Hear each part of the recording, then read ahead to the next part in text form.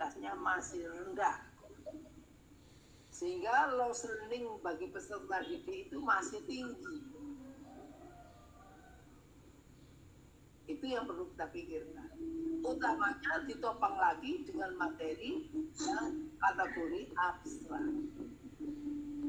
Seperti itu. Itu yang perlu saudara mulai dipikirkan sebelum kita masuk ke semester 3 yang saudara harus menyusun proposal penelitian dan seterusnya, ya.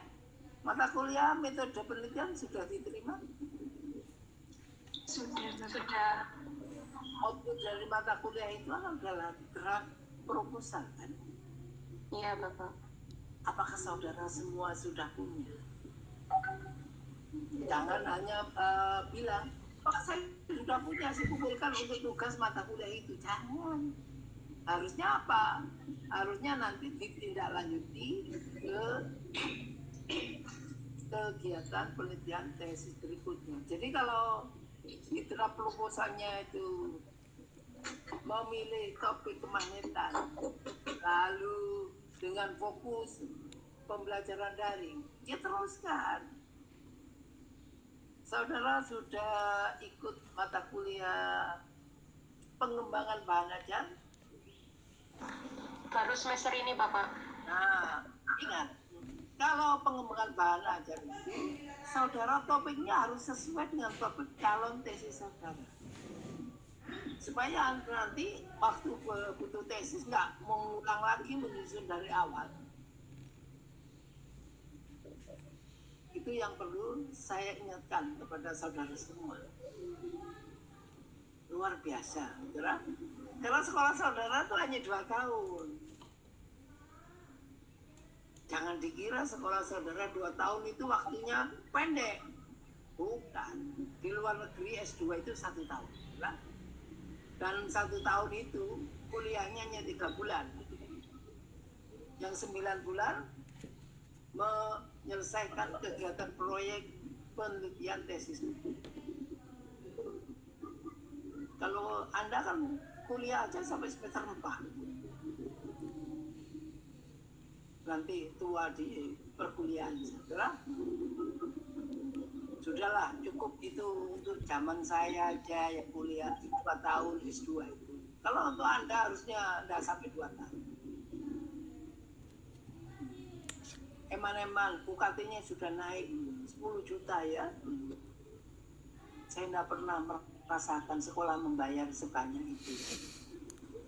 Malah saya sekolah diberi uang saku supaya rajin belajar. Seperti itu. Mulai S1, S2, S3, saya tidak pernah bayar. Saudara? Makanya saya utang kepada negara ini banyak sekali. Kan?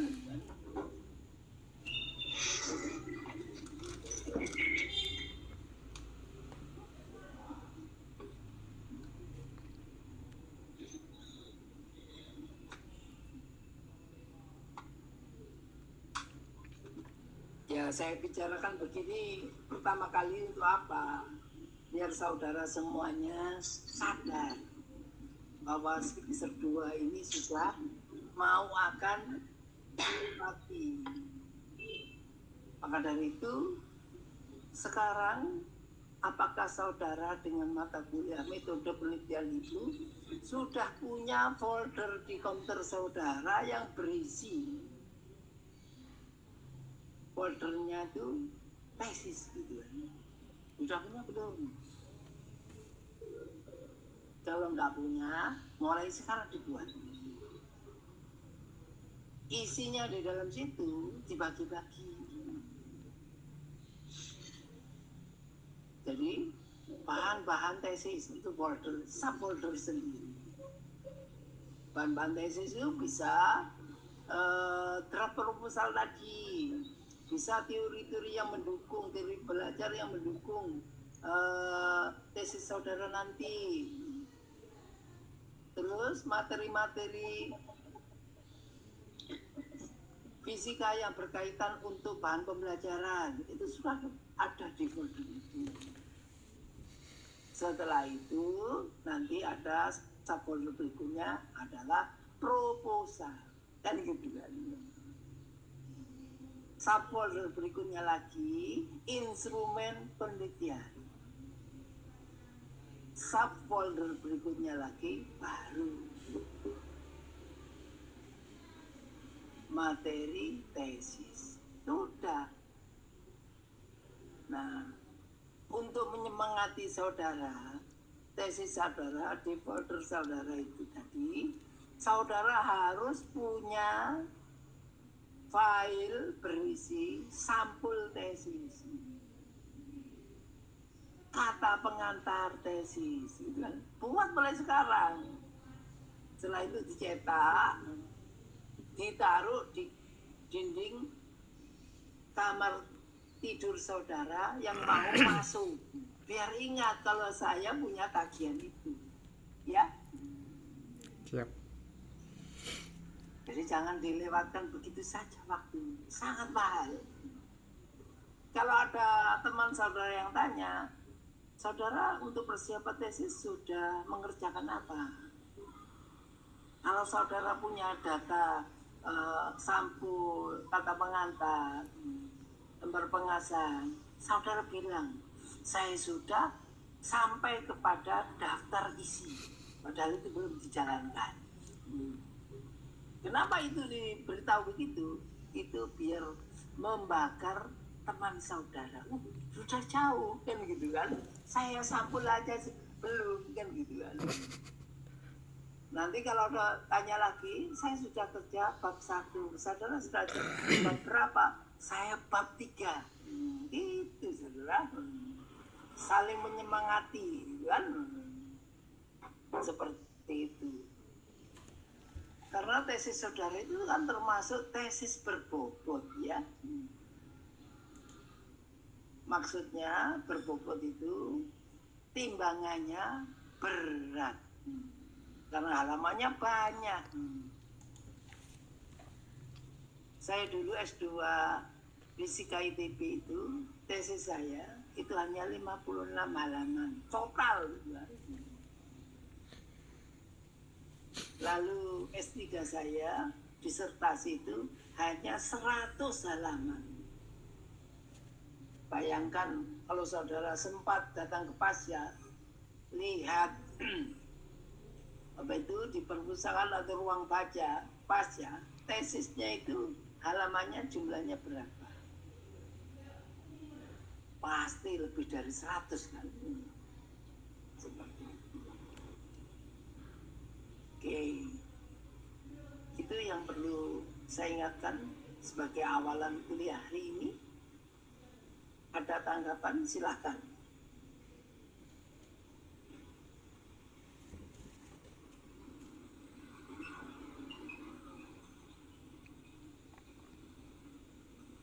Muhammad Furqan, ada tanggapan?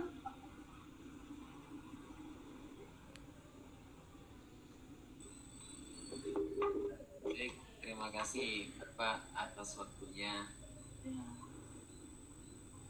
Sebelumnya saya mohon maaf Bapak, sampai sekarang belum bisa ngirimin proposal tesis saya pada jenengan Ya. karena beberapa faktor Bapak.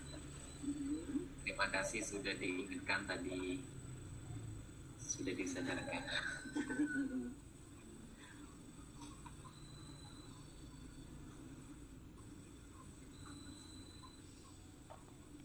Mungkin itu sebagai apa ya, membakar semangat buat kami mahasiswa yang sedang menempuh proposal.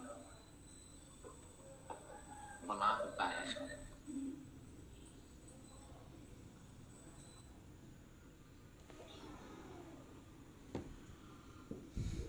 Oke.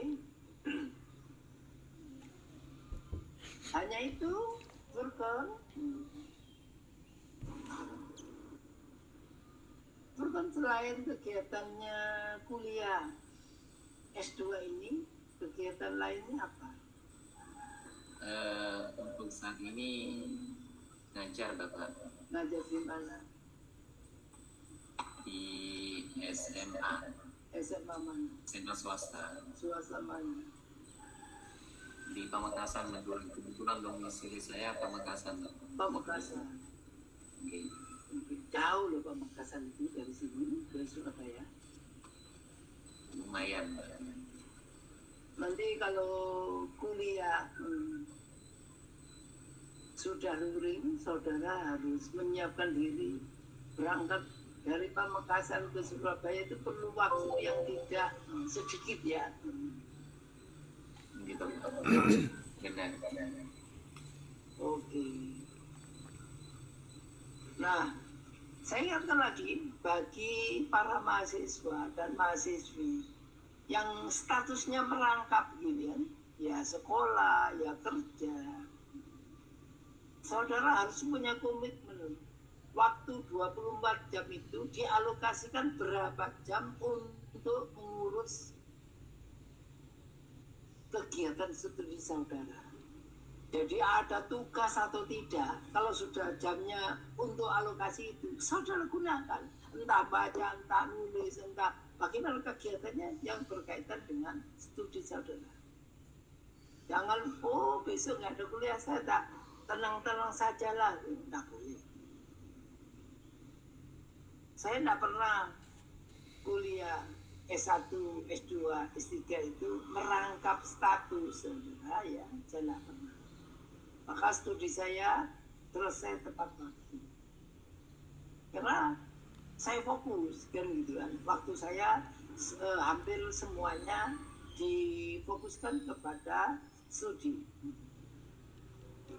Nah, bagi yang tidak seperti saya tadi, saya mohon saudara komitmen waktu pada diri sendiri harus kuat. Begitu saudara lengah dengan waktu, saudara nanti akan ditinggal waktu. Sampai pada kejadian terburuk, saudara itu mimpi buruk walaupun nggak tidur. Aneh kan? Nggak tidur kan? Begitu di WA pembimbingnya, wah gitu. Mana mas proposalnya, mana pun instrumennya, panas dingin kan? Itu jangan sampai mimpi buruk tidak tidur. Saya pernah bimbing mahasiswa S2 itu selesai dalam waktu 18 bulan. Studinya ya, bukan tesisnya saja ya, studinya 18 bulan. Dan itu bukan orang Surabaya. Itu adalah orang Kalimantan, orang Papua. Yang menurut kita semuanya orang-orang luar Jawa itu punya kemampuan belajar rendah. Ternyata tidak. Karena mereka itu tugas belajar di Unesa. Mereka dibebaskan tugas dari mengajarnya di tempat asal. Maka waktu bimbingan tesis untuk mahasiswa biasa yang ada di Surabaya, itu biasanya seminggu sekali, saya minta bagi mahasiswa yang dari luar itu, karena tidak ada kegiatan yang mengikat apa-apa, saya minta seminggu 3 kali ketemu, kan gitu. Disitulah selesai studi 18 bulan, padahal beasiswanya itu 24 bulan dari pemerintah daerah. Bagaimana? Apakah setelah selesai studi beasiswa yang 6 bulan tidak bisa diambil? Bisa. Karena pemerintah daerahnya sudah kontrak 24 bulan ke Unesa. Jadi Unesa yang berikan 6 bulannya. Jadi pulang mahasiswa tadi selain membawa ijazah S2 juga membawa sepeda motor baru untuk dibawa pulang ke daerah. Dan itu promo. Ini loh, kalau kuliah di Indonesia selain dapat ijazah juga dapat motor baru. Itu kejadian pada tahun tahun 2013, 2014, begitu kan. Saya rasa mahasiswa angkatan 2021A ini tidak akan kalah dengan kondisi yang seperti itu. Oke? Jadi sekali mengikat kontrak bimbingan, saudara jangan coba-coba melarikan diri ya. Masa saya harus datang ke rumah Anda, Muhammad Furqon, saya mau bimbingan gitu kan. Saya pernah melakukan begitu. Ada mahasiswa S2 begitu, orang Surabaya. Orangnya pinter loh. Mata kuliah teori semuanya dapat A. Masa kerjakan tesis nggak selesai 2 tahun. Saya datang ke tempat kerjanya, saya temui kepala sekolahnya. Ada apa Pak? Mau sini. Kebetulan kenal. Ya, mau ketemu dengan anak buah Bapak yang sebagai mahasiswa saya. Saya akan interogasi mengapa menjalankan tesis ini, mengerjakan tesis ini kok tidak selesai 2 tahun. Oh, dia itu saya angkat jadi wakasek kurikulum Pak. Langsung saya izin, Pak, tolong dinonaktifkan anak buah Bapak ini selama 3 bulan saja. Jangan dibebani untuk ngurusi kurikulum, tapi biar ngurusi tesisnya dia. Begitu kepala sekolahnya setuju, saya minta guru yang menjadi anak buah tadi itu, yang menjadi mahasiswa saya dihadirkan. Saya langsung awali, berhubung Bapak Kepala Sekolah sudah setuju untuk Anda dinonaktifkan jadi wakasek kurikulum selama 3 bulan, tolong mulai besok, kalau ngajarnya siang, pagi datang ke kampus. Kalau ngajar pagi, siang datang ke kampus. 3 bulan selesai Pak tesisnya.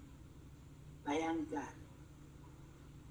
Nah sekarang dengan kondisi seperti itu, tidak ada hal yang tidak dapat dilakukan untuk menyelesaikan studi. Karena bagi mahasiswa sains itu khususnya, dan umumnya adalah pasca sarjana Unisa, kalau kegiatan kuliah teori seperti ini pasti beres, mahasiswa on the track. Tapi begitu kegiatannya menulis secara mandiri, wah itu mulai penyakit. Kenapa Bapak Ibu kok sulit sekali menyelesaikan studi kalau tinggal tesisnya itu? Kenapa? Maaf saya ngomong begini karena saya sudah lama ikut mengelola pasca sarjana S2 Pendidikan Sains dan S3 Pendidikan Sains itu sejak 2011 sampai 2016, gitu ya. Masih kampusnya di Ketintang, sekarang kan sudah di Lidah. Apa penyebab utama? Mungkin Ibu Risa Umami punya pendapat.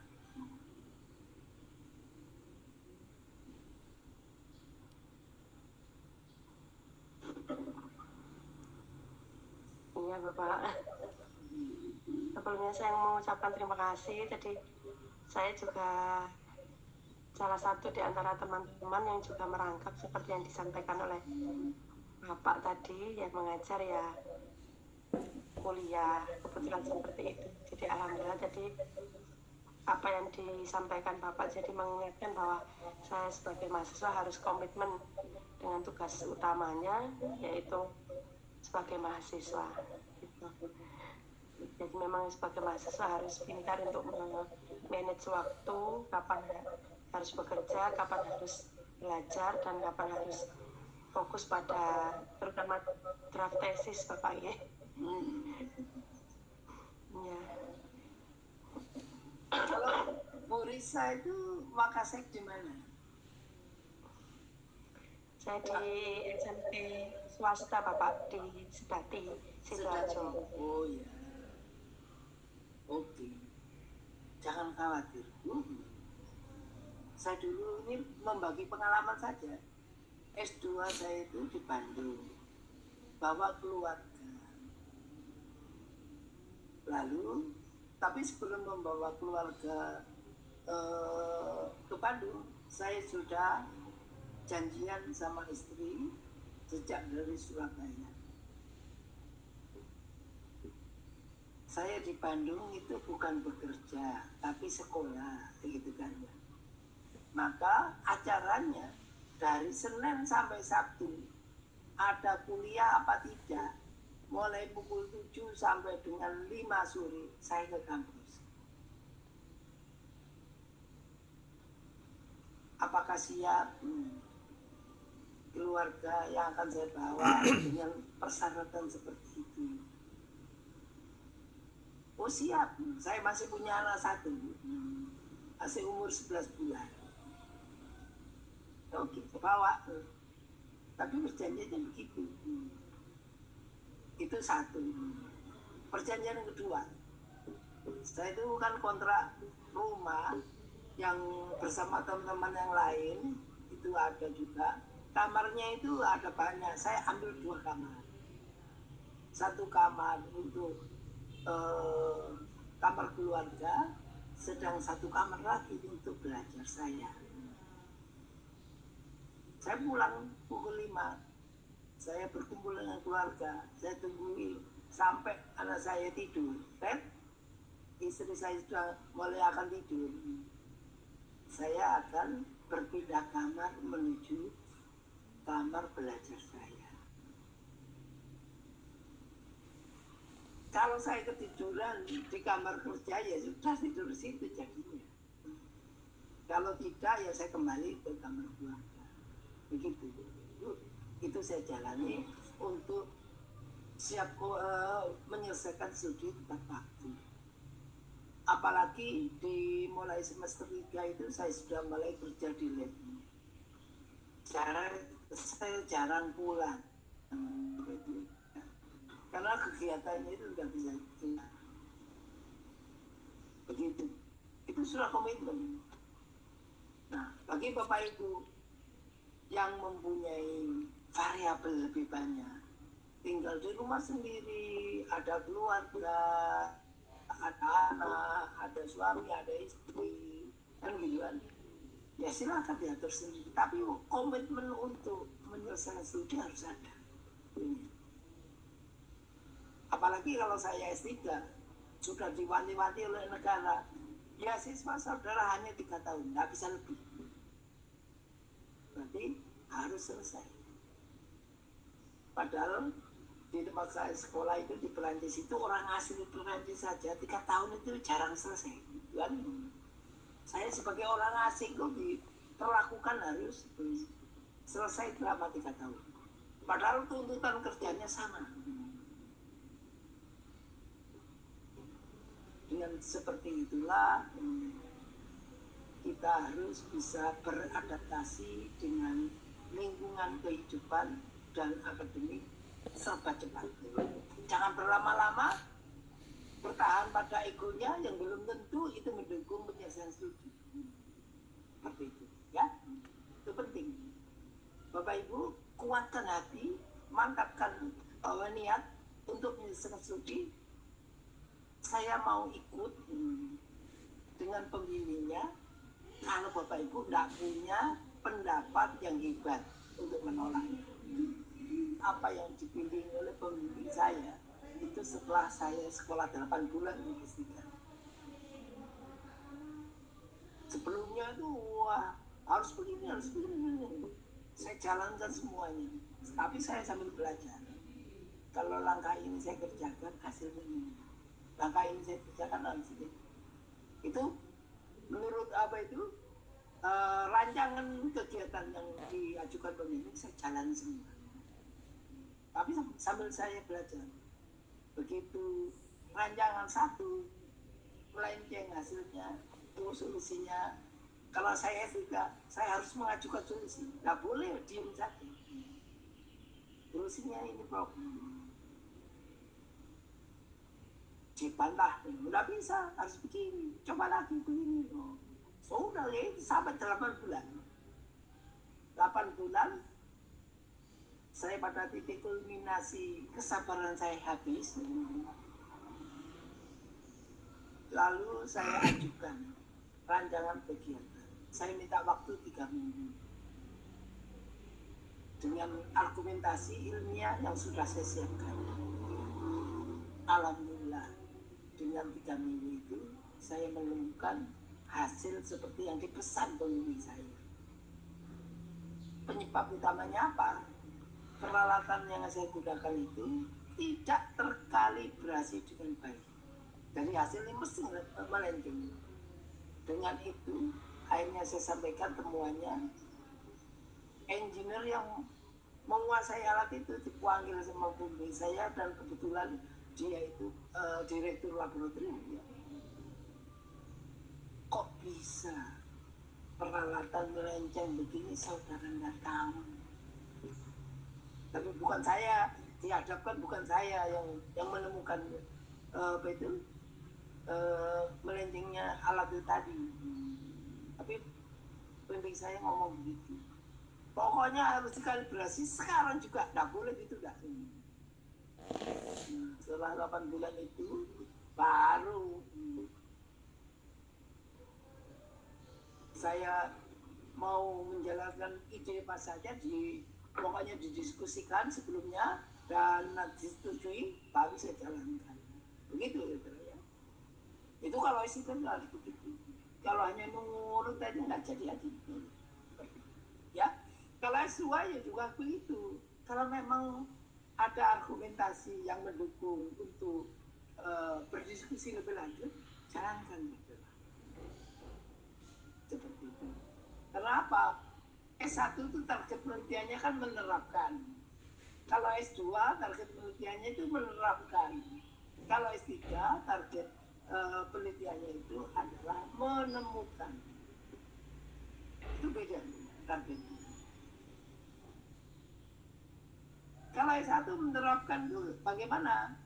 Umpama di kota A, metodenya begini, hasilnya begini. Lalu coba dilakukan di Surabaya dengan metode yang sama, auditnya itu pasti beda ya. Lalu hasilnya bagaimana? Sama dengan hasil penelitian sebelumnya, itu artinya mendukung penelitian sebelumnya. Atau berbeda, itu artinya memberi peluang kita untuk merombak sesuatu. Tapi kalau S2 nggak cukup hanya menjiplak penelitian begitu.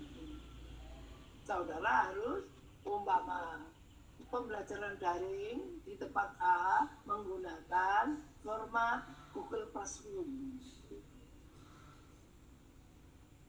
Google Classroom-nya itu fiturnya hanya ini. Saudara boleh pakai Google Classroom lagi di tempat Surabaya ini, tapi fiturnya dikembangkan. Oh, fitur yang nomor 1 nggak penting, ganti dengan yang baru, yang merupakan pengembangan dari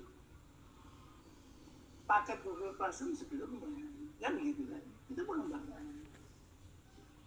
Kalau S3 ini ada Google Classroom, hasilnya tidak efektif, harus menemukan format baru. Hasilnya harusnya lebih efektif dari yang sebelumnya. Ini yang perlu disampaikan kepada Anda semua. Saya pikir di metode penelitian itu sudah dibahas tuntas yang begituan. Penelitian tesis itu tidak harus mengembangkan loh ya. Eksperimen boleh.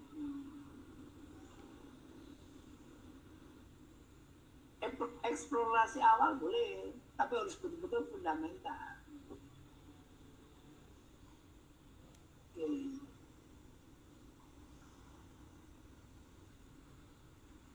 Karena apa? Indonesia itu sebentar lagi PTNBH. Kalau PTNBH, cash flow antara masukan mahasiswa baru dengan dengan keluaran mahasiswa lama setidak-tidaknya imbang. Masuk 10, lulus 10. Kalau itu masih begitu, itu BLU namanya. Saudara. Kalau bisa masukkan 10, keluarannya 15. Jadi ada yang mahasiswa yang lulus sebelum waktunya lulus. S2 itu 2 tahun itu normal. Kalau mau 1,5 tahun, nah ya itu yang harapannya begitu. Setelah kan enak, bisa hemat UKT 1 semester, kan gitu. Syukur-syukur kalau yang masuk S2 itu hanya 1 semester aja udah lulus, lah. Jadi bayar UKT-nya hanya 1 semester. Itu kalau programnya reguler begini, itu sulit. Makanya yang di S3 itu sudah pasang mulai membuka jalur baru. Bukan S3 by course, tapi S3 by leisure. Yang itu menjamin bisa selesai sebelum 3 tahun. Seperti itu. Itu baru di launching tahun ini. Karena dokumennya dibahas mulai semester kemarin. Seperti itu. Oke, mudah-mudahan lah kita semua sekarang nggak punya tanggungan. Mahasiswa sulit masuk juga lebih sulit keluar. Jangan sampai ada persepsi yang begitu. Jadi ada yang ngomong sampai kuliah saya itu hanya cari uang. Apa mahasiswa kalau masuk sulit keluar, kan? Seperti itu. Jangan sampai stigma itu melekat kepada Unesa. Bagaimana yang lain? Apakah sudah jelas mengenai arah saudara studi S2 itu?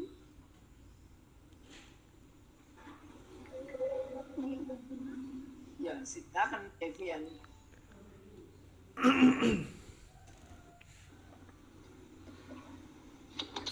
Ya Bapak, di sini saya sudah memiliki gambaran tentang rencana tesis saya. Dan kemarin sudah alhamdulillah sudah bimbingan sekali kepada dosen pembimbing. Dan mendapat motivasi untuk lulus lebih cepat. Dan jangan lupa mahasiswa S2 sebelum lulus diminta sudah publikasi. Karena itu syarat untuk ujian tesis.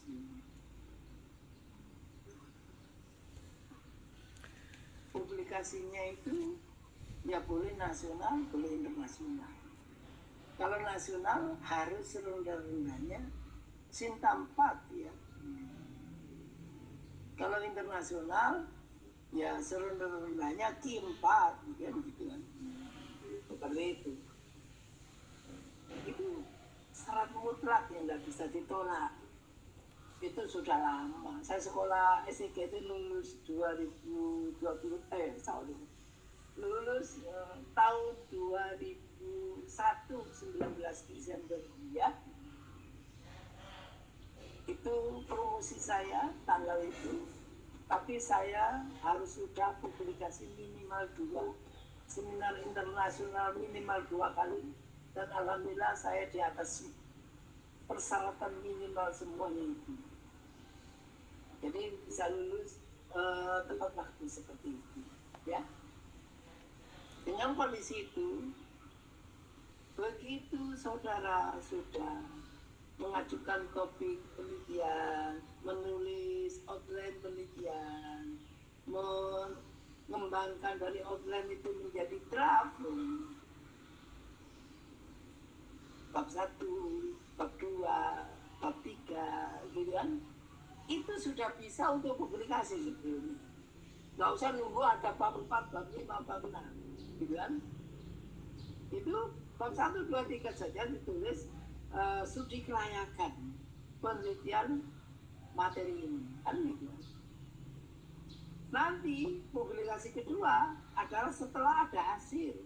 hasilnya bisa hasil komplit atau hasil tesis, kan begitu. Bahkan kalau mahasiswanya kreatif itu bisa 3 publikasi, bab 1, 2, 3. Jadi ini kerangka dasar penelitiannya itu sudah bisa dipublikasikan.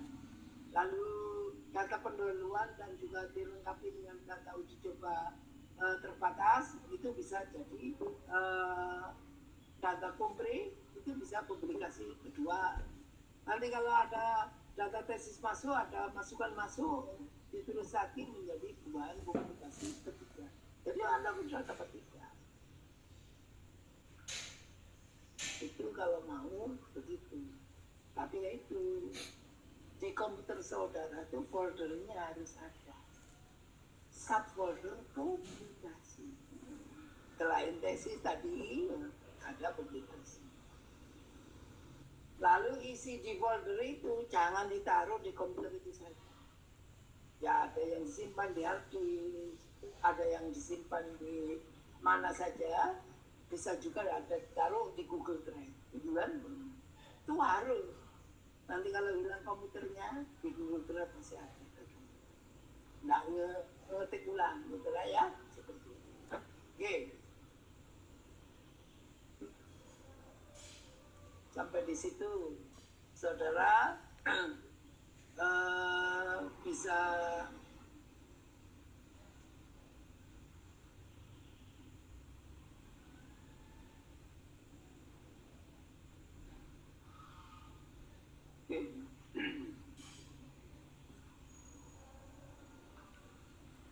lalu saudara sudah kuliah pada semester 1 kemarin. Punya pengalaman apa?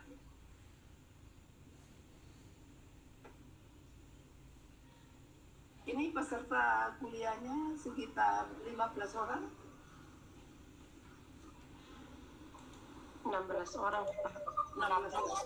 Ada yang belum masuk ya? Kalau di room ini tercatat 16, berarti itu ikut saya 1, berarti kan saudara 15 orang. Nah, dari 15 orang itu, saya minta membentuk 4 kelompok. Kelompoknya nggak usah saya pilihkan anggotanya, milik sendiri-sendiri. Lalu, sebagai bahan kuliah minggu depan, saudara akan saya kirimi file PPT buatan kakak kelasmu tahun lalu. Tugas Anda setiap kelompok mengkaji kebenaran substansi materi yang ditulis itu 1. Yang kedua, melakukan revisi dari yang ada itu menjadi lebih baik bagaimana, kan gitu kan. Lalu yang ketiga, tugasnya mempresentasikan tugas itu secara bergiliran.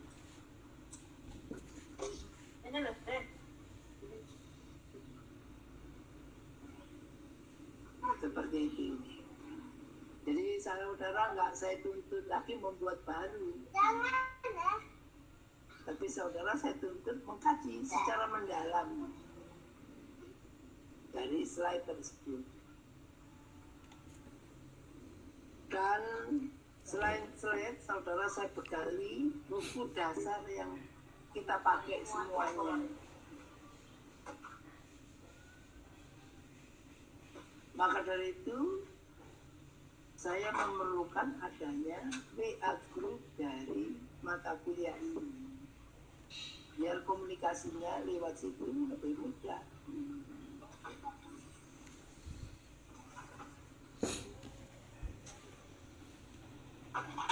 Bagaimana, saudara? Setuju? Nggih, Bapak. Oke. Bagaimana WA grupnya sudah jadi Mbak? Tadi yang saya pesan. Sudah Bapak. Oke, saya coba mengirimkan Mbak. Bentar ya. Oke Bapak.